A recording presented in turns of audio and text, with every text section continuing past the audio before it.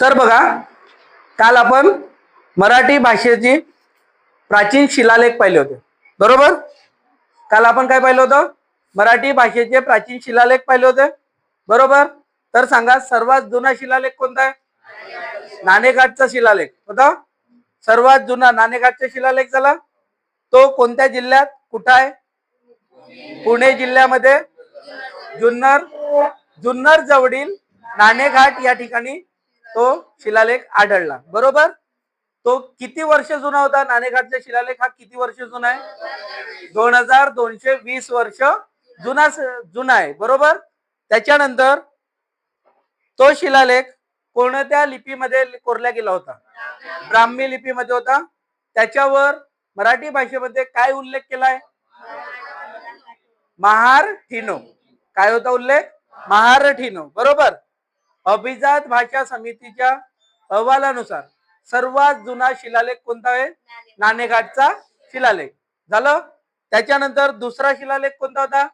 अक्षीचा शिलालेख होता. तो शिलालेख त्याचा कोणत्या कालखंडात होता? तो इसवी सन 1012 मध्ये तो शिलालेख भेटला, बरोबर? त्या शिलालेखावर तो शिलालेख कोणत्या जिल्ह्यामध्ये होता? रायगड जिल्ह्यातील कुलाबाग येथील अलिबाग जिल्ह्यात अलिबाग येथील कुठं होता? अक्षी या गावात सापडलाय. रायगड जिल्ह्यातील, त्यालाच कुलाबा सुद्धा म्हणतात, तो अलिबाग जवळील अक्षी या ठिकाणी, अक्षी या गावात तो शिलालेख सापडला, म्हणून त्याला कोणता शिलालेख म्हणतात? अक्षीचा शिलालेख असं म्हटलं जाते. त्याच्यानंतर अक्षीच्या शिलालेखाचा शोध कोणी लावला होता? डॉक्टर तुळपुळे. कोणी लावला होता? डॉक्टर तुळपुळे यांनी अक्षीच्या शिलालेखाचा शोध लावला होता, बरोबर? तर त्या शिलालेखावर काय कोरलं गेलं होतं? शिलाहार घराण्यातील होता ना तो. शिलाहार घराण्यातील केसी देवराय यांचा प्रधान होता, बरोबर? यांचा प्रधान काय नाव होतं त्यांचं? भैरजू सेनुई.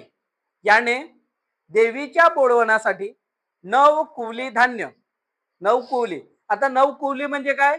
ते त्यांचं काहीतरी माप असेल. जसे आपल्या इकडे कुळं राहते ना, कुळं राहते, त्याच पद्धतीनं त्यांच्या याच्यामध्ये 9 कुवली असेल. तर कुवल का हा छोटा असेल का कुळसारखा? तो मोठा असेल, बरोबर? तर 9 कुवली त्यांनी जे धान्य दिले होते ते शब्द त्याच्यावर कोरले गेले होते. कोणत्या याच्यावर? अक्षीच्या शिलालेखावर. समजलं एवढं? त्याच्यानंतर होता कुडलचा शिलालेख. तो कोणत्या इसवी सन मध्ये होता? कुडलचा शिलालेख 1018 मध्ये तो शिलालेख आढळला, बरोबर? 1018 मध्ये, इसवी सन 1018 मध्ये तो शिलालेख कोरला गेला असेल, ठीक आहे? कुडलचा शिलालेख. तर तो कोणत्या राज्यामध्ये आहे?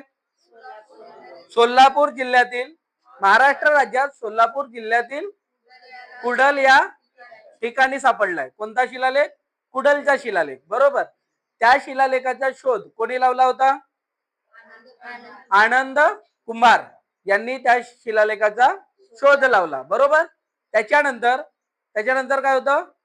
कुडल या शब्दाचा, हा शब्द कोणत्या भाषेतून घेण्यात आला होता? कन्नड या भाषेतून कुडल हा शब्द घेण्यात आला होता, बरोबर? तर कुडलचा अर्थ काय होता? संगम. कुडल या शब्दाचा अर्थ काय होते? संगम. झालं इथपर्यंत. त्याच्यानंतर कुडल नंतर शेवटचा शिलालेख कोणता होता? श्रवण बेडगोळ हा शिलालेख केव्हा भेटलाय? केव्हा कोरला गेला होता? इसवी सन 1117 मध्ये कोरला गेला होता, बरोबर? त्याच्यानंतर हा शिलालेख कोणत्या राज्यात भेटला? कर्नाटक या राज्यात. कोणत्या जिल्ह्यात? हसन या जिल्ह्यामध्ये, कर्नाटक राज्यातील हसन या जिल्ह्यामध्ये श्रवण बेडगोळ या ठिकाणी तो गोमतेश्वरच्या मूर्तीच्या पायथ्याशी मिळाला. आता गोमतेश्वरची मूर्ती, त्यालाच बाहुबलीची मूर्ती म्हणतात. आता बाहुबली हा का पिक्चरचा बाहुबली नव्हे, बरोबर? ते त्या मूर्तीला दिलेली, म्हणजे त्या मूर्तीचा जो व्यक्ती असेल त्याचं नाव होतं बाहुबली, ठीक आहे? गोमतेश्वरच्या मूर्तीच्या खाली, त्याच्या खाली काय, कशाचा उल्लेख केला होता?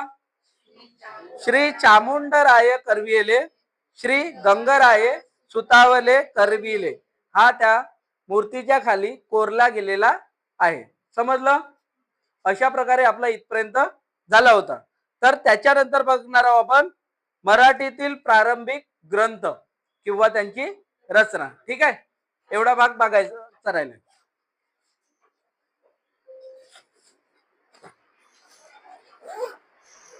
तर बघा, आपण मराठीतील प्रारंभीचे ग्रंथ, बरोबर, आपल्याला मराठी भाषा प्राचीन असल्याचे जे पुरावे होते त्याच्यामध्ये एक होता प्राचीन शिलालेख. ते झाले, आपण शिलालेख पाहिले. आता त्याच्यानंतर दुसरं पार्ट आहे प्राचीन ग्रंथ. ग्रंथ यांच्यामधून आपल्याला मराठी भाषेचे पुरावे भेटणार आहेत. ठीक आहे, जुना असलेच. तर सांगा मराठी भाषेतील प्रारंभिक ग्रंथ किंवा रचना. लिहू.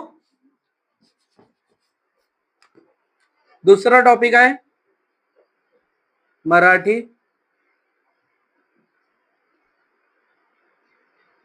भाषेतील प्राचीन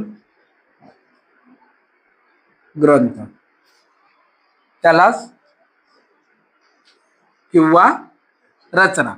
तर बघा, सर्वात प्राचीन ग्रंथ मराठी भाषेतील आत्ता सर्वात प्राचीन ग्रंथ म्हणून कोणता ग्रंथ ओळखला जातो? गाथा सप्तशती. गाथा सप्तशती हा मराठी भाषेतील सर्वात प्राचीन ग्रंथ आहे. कोणता आहे? गाथा सप्तशती, बरोबर. तर बघा, हा गाथा सप्तशती हा जो ग्रंथ आहे, हा ग्रंथ कोणता? हा आद्य ग्रंथ म्हणून ओळखला जातो. तर बघा, पहिला ग्रंथ कोणता झाला? प्राचीन पहिला ग्रंथ कोणता आहे? गाथा सप्तशती. त्याच्यानंतर बघा, गाथा सप्तशती आहे, हा ग्रंथ कोणी लिहिला होता सांगा? सातवाहन साम्राज्यातील हाल हा राजा होता. हाल नाव होता. सातवाहन साम्राज्यातील सातवाहन साम्राज्यातील हाल नावाचा जो राजा होता, या राजाने या ग्रंथाची रचना केली होती. कोणता ग्रंथ? गाथा सप्तशती. कोण केला होता रचना? हाल राजा. हा ग्रंथ 2000 वर्ष जुना आहे. हा ग्रंथ गाथा सप्तशती हा ग्रंथ किती वर्ष जुना आहे? 2000 वर्ष जुना ग्रंथ आहे, म्हणून हा प्रथम ग्रंथ झाला. ठीक आहे. त्याच्यानंतर बघा, आता तुम्हाला याचे काही वेगवेगळे जे प्रश्न येतात पेपरला ते सांगतो. ठीक आहे. सर्वात आधी विचारला जाते आद्य ग्रंथ. आद्य ग्रंथ कोणता असेल मग? आद्य ग्रंथ पण आहे गाथा सप्तशती. हा लिहून घ्या, हा पुस्तकात नाही आहे. ठीक आहे. आद्य ग्रंथ कोणता आहे? गाथा सप्तशती. त्याच्यानंतर दुसरं नाव आहे आद्य पद्य ग्रंथ. दुसरं कोणतं आहे? आद्य पद्य ग्रंथ. तो पण कोणता आहे? त्याचं पण नाव आहे गाथा सप्तशती. त्याच्यानंतर येते आद्य काव्य ग्रंथ. आद्य काव्य ग्रंथ. आद्य काव्य ग्रंथ कोणता आहे? तो पण आहे गाथा सप्तशती. त्याच्यानंतर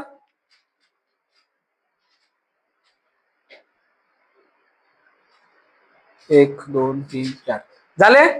तर बघा, प्रथम पहिला सर्वात प्राचीन ग्रंथ कोणता झाला? गाथा सप्तशती. आद्य ग्रंथ कोणता झाला?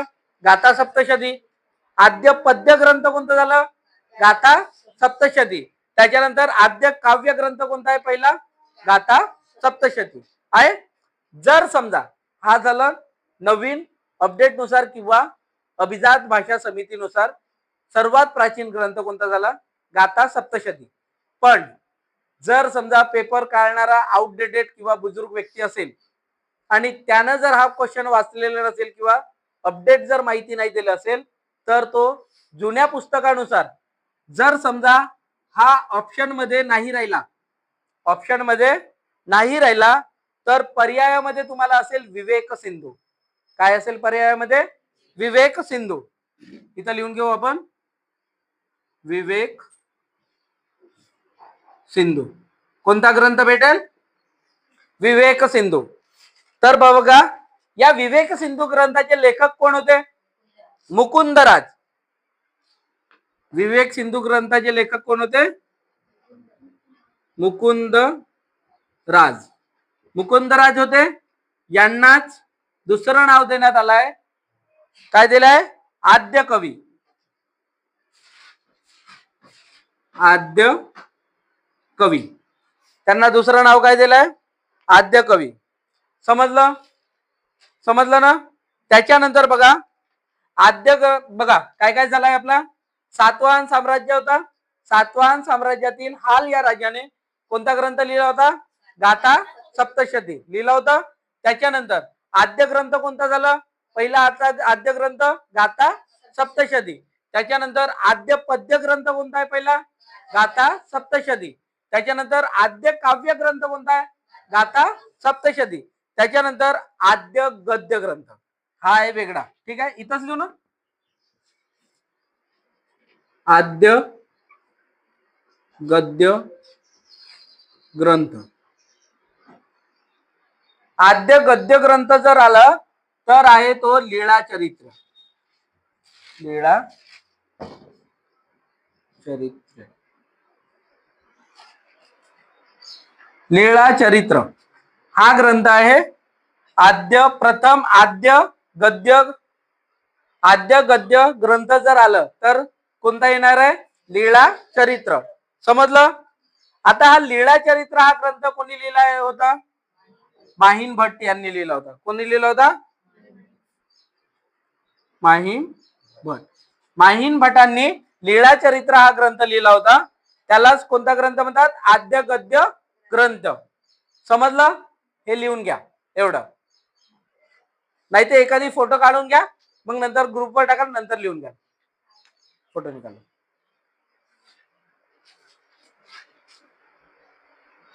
विजय तो पडदा खिचून घे बरं. होते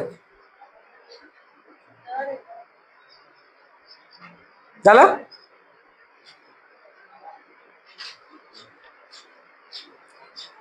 हे झालं मराठीतील प्राचीन ग्रंथ. समजलं? त्याच्यानंतर बघा एक तक्ता दिलाय आपल्याकडे प्राचीन ग्रंथांचा. कोणता ग्रंथ केव्हा केव्हा सुरू झालं किंवा कोणत्या ग्रंथ कोणत्या शतकामध्ये लिहिला गेलाय त्याचा एक आपल्याला चार्ट दिलाय. बरोबर? ते चार्ट मी तुम्हाला लिहायला दिलाय. बरोबर? लिहून घेतलं? जर नसेल लिहून घेतलं तर मी एकदा वाचतो, तुम्ही फक्त लक्ष द्या. ठीक आहे? तर बघा सर्वात प्राचीन ग्रंथ कोणता आहे आपला? कोणता आहे? गाथा सप्तशती. बरोबर? तर बघा आपण आता चार्ट नुसार बघणार आहोत कोणत्या शतकामध्ये कोणता ग्रंथ लिहिला गेलाय. त्याच्यापैकी इम्पॉर्टंट वाचतो फक्त. शाकुंतल हा ग्रंथ कोणी लिहिला होता? कालिदास यांनी लिहिला होता. केव्हा लिहिलाय? 4थ्या शतकामध्ये लिहिला गेला होता. कोणता ग्रंथ? शाकुंतल नावाचा ग्रंथ कालिदास यांनी 4थ्या शतकामध्ये लिहिला गेलाय. त्याच्यानंतर सेतुबंध आणि जे जे नावं सांगत आहोत ते स्टार करत जा. स्टार करत जा, जे इम्पॉर्टंट आहेत तेच सांगत आहोत. ठीक आहे? त्याच्यानंतर आहे सेतुबंध नावाचा ग्रंथ. तो कोणी लिहिला होता? प्रवर सेन यांनी कितव्या शतकामध्ये लिहिलाय? 5व्या शतकामध्ये लिहिला गेलेला तो ग्रंथ आहे.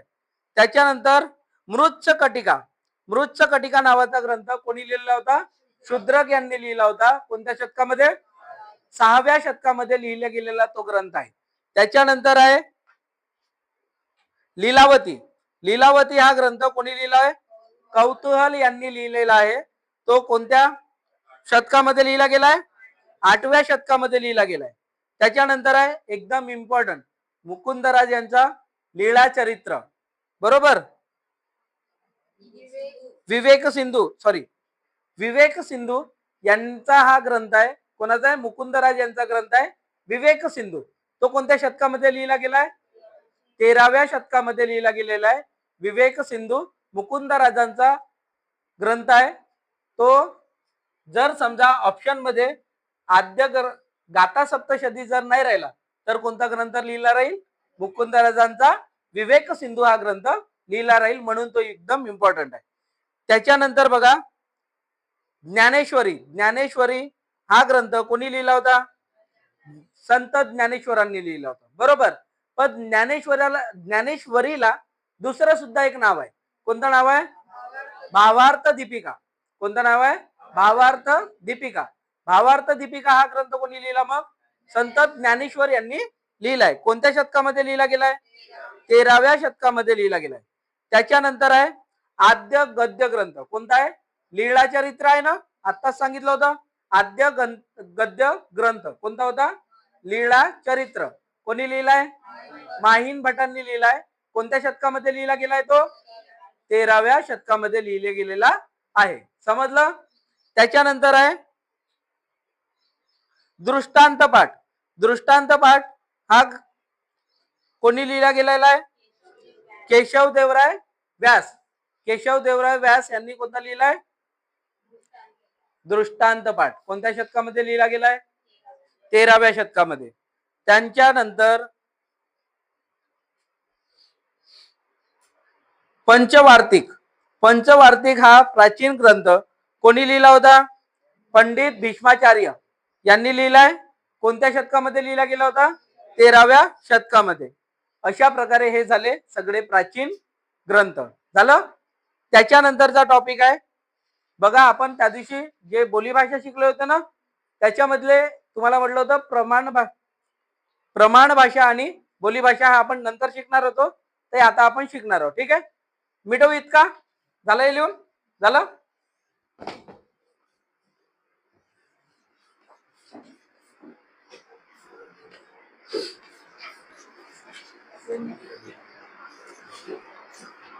तर बघा, सर्वात आधी येत आहे प्रमाण भाषा.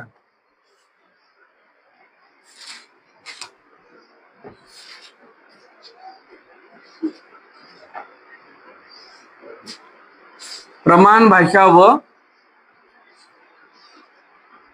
बोली भाषा. बरोबर. बघा, सर्वात आधी मी सांगतो प्रमाण भाषा. प्रमाण भाषा म्हणजे काय होते? एकदम सिंपल, म्हणजे शाळेत जे आपण बोलतो ना, शाळेत जे आपण शिकल्या जाते ते भाषा कोणती झाली? प्रमाण भाषा. त्यालाच आता बघा आपण व्याख्येच्या स्वरूपात किंवा पुस्तकी भाषेनुसार बघणार आहोत. ज्या भाषेत मोठ्या प्रमाणात ग्रंथलेखन, समाजातील सर्व घटकांच्या मान्यता दिली असते, शासकीय, निमशासकीय, सार्वजनिक पत्रव्यवहार व लोकव्यवहार ज्या भाषेत चालतो त्या भाषेला कोणती भाषा म्हणतात? प्रमाण भाषा. जसं बघा, प्रमाण भाषेमध्ये आपण पत्र लिहितो, बरोबर. पत्रव्यवहार कोणत्या भाषेत केला जाते? प्रमाण भाषा. पुस्तकांची भाषा ही कोणती भाषा म्हटली आहे? प्रमाण भाषा. सांगितलं होतं त्या दिवशी पण. त्याच्यानंतर ग्रंथलेखन. ग्रंथलेखन कोणत्या भाषेत होतात? प्रमाण भाषेत. त्या भाषेला कोणती भाषा म्हणायचं? प्रमाण भाषा. झालं? त्याच्यानंतर प्रमाण भाषेनंतर काय येते? दुसरं येते बोली भाषा. बोली भाषा म्हणजे आईकडून किंवा आपल्या एखाद्या समूहामध्ये, आपल्या संस्कृतीमध्ये जे भाषा बोलली जाते ती भाषा कोणती असते? बोली भाषा. बोली भाषा असते. तर बघा, विशिष्ट प्रदेश, विशिष्ट संस्कृती किंवा समूहाची जी भाषा बोलली जाते त्या भाषेला कोणती भाषा म्हणतात? बोली भाषा. बोली भाषा म्हणतात. आता यांची वैशिष्ट्ये पाहू. ठीक आहे, तर बघा, सर्वात आधी सर्वात पहिला प्रमाण भाषेचा वैशिष्ट्य काय आहे? प्रमाण भाषेला स्वतंत्र लिपी पहिला असते. प्रमाण भाषेला स्वतंत्र लिपी असते की नसते? असते. तर बोली भाषेला नाही राहत. बोली भाषेला स्वतंत्र लिपी नसते. तर बघा, प्रमाण भाषेमध्ये स्वतंत्र लिपी असते. प्रमाण भाषेला कोणती लिपी असते? स्वतंत्र लिपी असते. पण तेच बोली भाषेमध्ये स्वतंत्र लिपी असते का? नाही असते. ठीक आहे. त्याच्यानंतर त्याचा दुसरा आहे प्रमाण भाषा औपचारिक पद्धतीने वापरली जाते. प्रमाण भाषा ही दुसरं बघा, प्रमाण भाषा ही औपचारिक पद्धतीने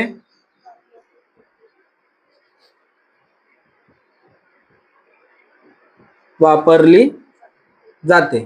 परंतु बोली भाषामध्ये औपचारिकपणा असतो का?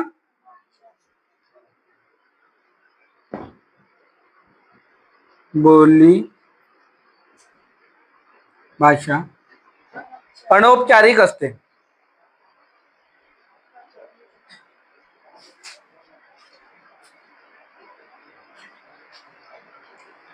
बोली भाषा अनौपचारिक.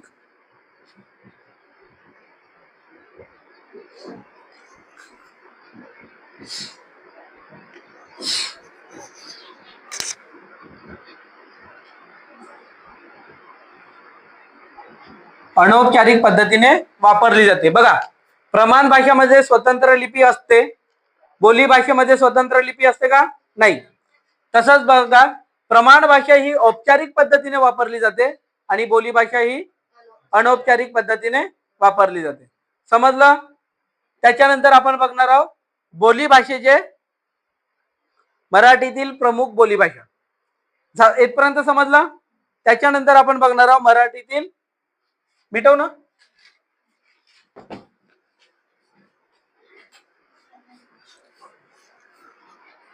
मराठीतील प्रमुख बोली भाषा. नेक्स्ट टॉपिक आहे मराठीतील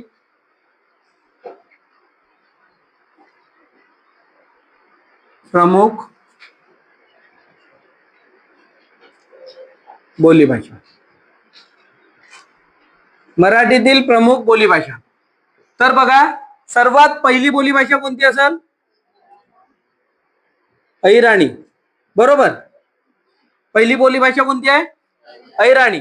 आता बघा, हे अहिराणी जी बोली भाषा आहे ही कोणत्या क्षेत्रामध्ये बोलली जाते? कोणतं जे क्षेत्र, बघा कोणतं तरी क्षेत्र असतील ना, जसं क्षेत्र म्हणजे आपल्या इकडला वडसा म्हणजे गडचिरोली जिल्हा, बरोबर, चंद्रपूर जिल्हा, गोंदिया जिल्हा, त्याच पद्धतीनं अहिराणी ही कोणत्या तरी क्षेत्रामध्ये बोलली जात असेल तर तो क्षेत्र कोणता आहे? खानदेश म्हटलं जाते. कोणत्या देशात कुठं बोलली जाते? खानदेशामध्ये बोलली जाते. आता खानदेशामध्ये कोणता कोणता प्रदेश येतो? जळगाव, धुळे, बुलढाणा आणि नंदुरबार. किती किती जिल्हे येतात? 4. कोणता कोणता? जळगाव, धुळे, बुलढाणा आणि नंदुरबार.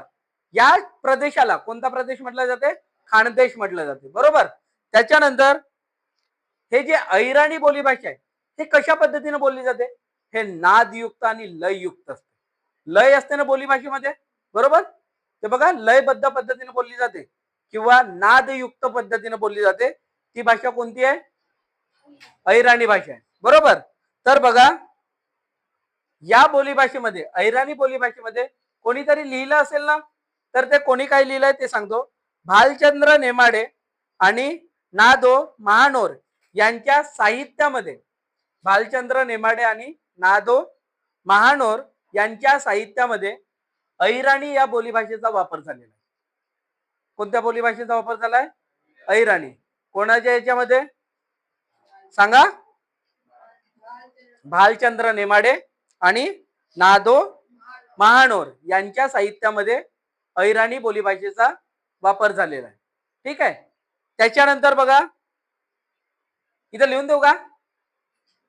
नाही ना, तुम्हाकडे लिहिला असेल, बरोबर.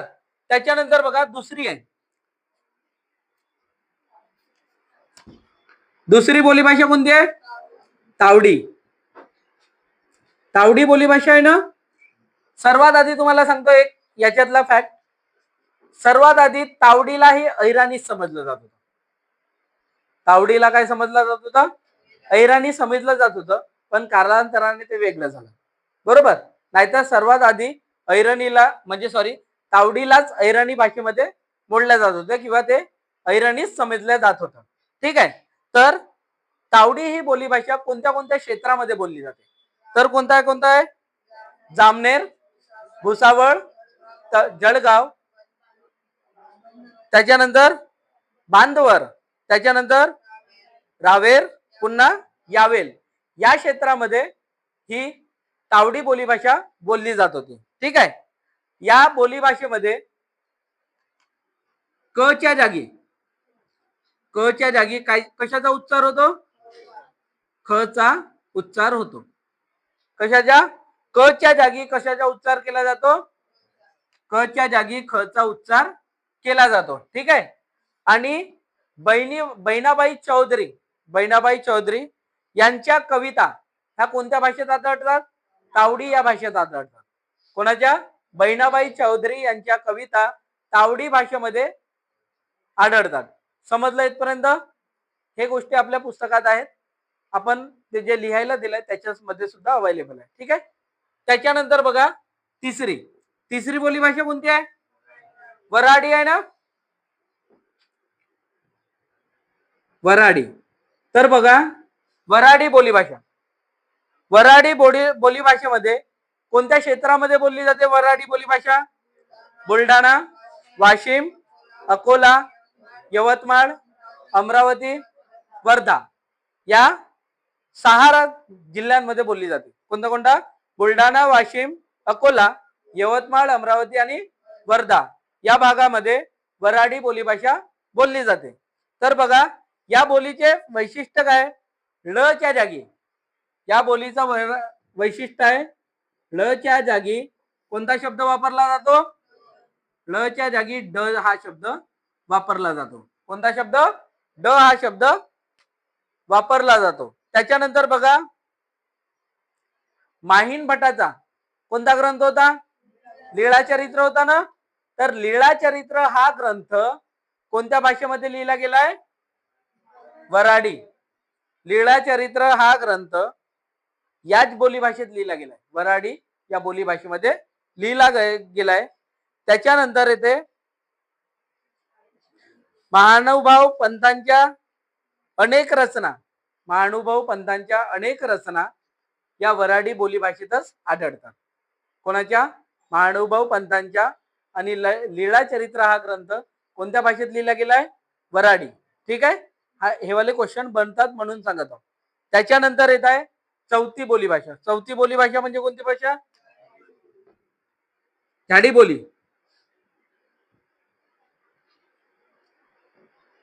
झाडी बोली. बघा झाडी बोली हे कोणत्या भागात बोलली जाते? आपल्या भागात. बरोबर. कोणतं राज्य येते? जिल्हा कोणता येते? भंडारा, गोंदिया, गडचिरोली, चंद्रपूर. आपण गडचिरोली. बरोबर. 4 जिल्हे येतात. कोणते? भंडारा, गोंदिया, चंद्रपूर आणि गडचिरोली. या जिल्ह्यांमध्ये कोणती बोलीभाषा बोलली जाते? झाडी बोली. बरोबर. आपण झाडीपट्टी. बरोबर ना. म्हणून आपल्याकडे इकडे आहे झाडीपट्टी रंगभूमी आहे ना, सगळ्यात फेमस आहे. बरं. त्याच्यानंतर बघा या बोलीभाषेमध्ये कोणत्या शब्दांचा वापर होत नाही? श न छळ. कोणता आहे? श न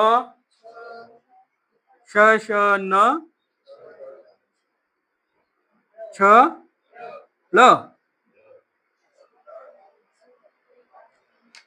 श न छळ या शब्दांचा वापर झाडी बोलीमध्ये वापर होत नाही. समजलं? हे शब्द विचारले जाते. झाडी बोलीमध्ये कोणत्या शब्दांचा वापर होत नाही. तर कोणते शब्द येतील? शशन, छळ. झालं. त्याच्यानंतर बघा झाडी बोलीमध्ये कोणाच्या म्हणजे विवेक सिंधू या ग्रंथात, विवेक सिंधू हा ग्रंथ कोणाचा होता? मुकुंदराज यांच्या ग्रंथामध्ये या बोलीतील शब्द आढळतात. म्हणजे तुम्हाला या गोष्टीवरून लक्षात येत आहे का की जे लेखक लोक होते ते एका जागी राहायचे का? ते भ्रमण करत राहायचे. त्याच्यातूनच त्यांना नवीन शिकण्याची आवड निर्माण व्हायची. बरोबर. त्यामुळेच तिकडल्या लेखकांना जर आपल्या इकडली झाडी बोलली जे शब्द वापरत आहेत तर ते इकडे आले असतील, वास्तवाला असतील काही काळ, तर त्यांची शिकण्याची जिज्ञासा ते या गोष्टीतून आपल्याला दिसून येते. समजलं? त्याच्यानंतर कोणतं आहे? मुकुंद राजांच्या कोणते कोणत्या पुस्तक मध्ये वापरला गेलाय ग्रंथात? विवेक सिंधू. ठीक आहे, विवेका सिंधू नाही, विवेक सिंधू. त्याच्यानंतर येत आहे 5वं मराठवाडी. बरोबर, 5वं कोणतं आहे? मराठवाडी. तर बघा मराठवाडीमध्ये कोणत्या कोणत्या भागात बोलली जाते? उस्मानाबाद, लातूर, बीड. महाराष्ट्रातील महाराष्ट्र व कर्नाटक सीमावर्ती भागामध्ये मराठवाडी ही बोलीभाषा बोलली जाते. बरोबर. तर बघा मराठवाडीवर कोणत्या भाषेचा प्रभाव दिसून येते? परिणाम क्रियापदांवर कानडी भाषेचा परिणाम दिसून येतो. मराठवाडी मधील क्रियापदांवर कोणत्या भाषेचा परिणाम दिसून येते? कानडी भाषेचा प्रभाव दिसून येतो. त्याच्यानंतर या शब्दांमध्ये बघा मराठवाडीमध्ये लाव, लास, त्याच्यानंतर आव असे कारकवाचक प्रत्यय शब्दाला लागतात. जसे उदाहरणार्थ बघा जेवला लाव. बरोबर ना? जेवला लाव, चाललास. हे जे लाव, लास हे जे शब्द लागून येत आहेत ते कोणत्या शब्दातील असतील? कोणत्या बोलीभाषेतील असतील? मराठवाडी. समजलं? त्याच्यानंतर उर्दू शब्द सुद्धा या मराठवाडीमध्ये आढळतात. त्याच्यानंतर कोणता येते? मालवणी. मिटवू की लिहू खालती? समजत आहे ना? डोक्याच्या वरत जात राहिलं तर पटकन सांगाल रे बाबा.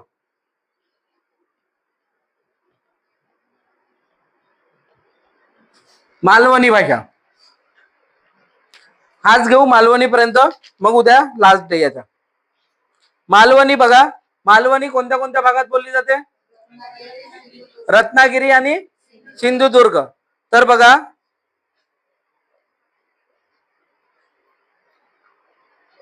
या मालवणी बोलीभाषेला दुसरा सुद्धा नाव आहे. कोणतं नाव आहे? कुडाडी. कोणता आहे?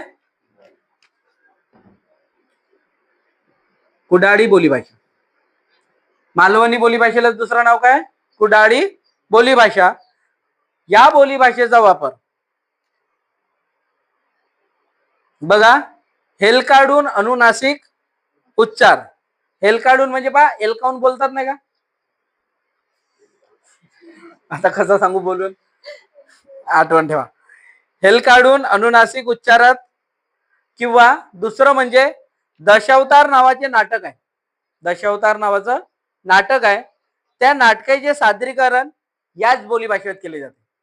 दशावतार नावाचं जे नाटक आहे ना, फेमस नाटक आहे, त्या बोलीभाषा. तर त्या नाटकामध्ये मालवणी बोलीभाषेचा वापर केला जातो. ठीक आहे. त्याच्यानंतर याची वैशिष्ट्य काय आहे? तर बघा याची वैशिष्ट्य म्हणजे मालवणीमध्ये जसं झील, झील म्हणजे काय होते? मुलगा. बरोबर. त्याच्यानंतर चेडू, चेडू म्हणजे मुलगी. त्याच्यानंतर घोब, घोब म्हणजे नवरा.